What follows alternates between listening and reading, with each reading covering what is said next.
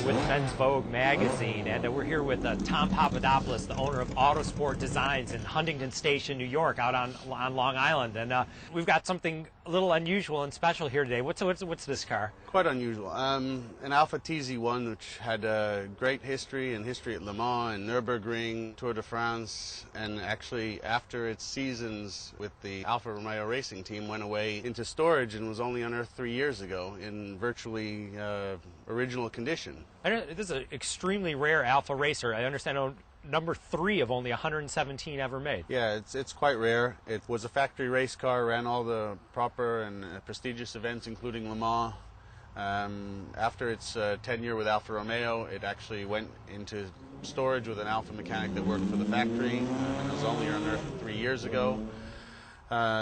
Then sympathetically restored, gone into a Swiss collection, and then to a dealer in Belgium, and then luckily to us, where we've just gone over the car, prepared it for an upcoming season with its new owner and a well-known collector out of Houston, Texas. And how much did this lucky gentleman pay for this particular Alfa? About $500,000, including its original engine and spares.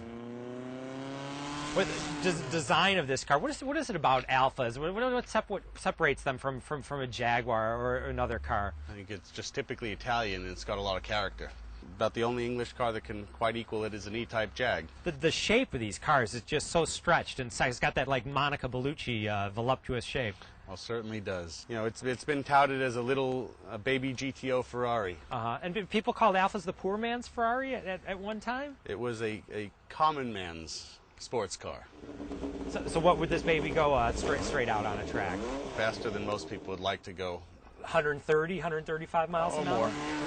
And boy, the new car, of course, Alfa coming back with the 8C Competizione, 100 lucky Americans are going to get that car. It's got the round taillights, a couple of the little cues. It's going to be great. The Alfa clientele are a passionate group, and it'll be nice to have Alfa back in the country. Under the bonnet, a 1.6-liter 4-cylinder engine. As you can see, a twin overhead cam 1600 engine that had plenty of power to make the car a winner in its day. Wow, Weber carbs underneath there? 2 side draft Webers. You see the tube frame, disc brakes, telescopic shocks in the front. It was the next era of racing.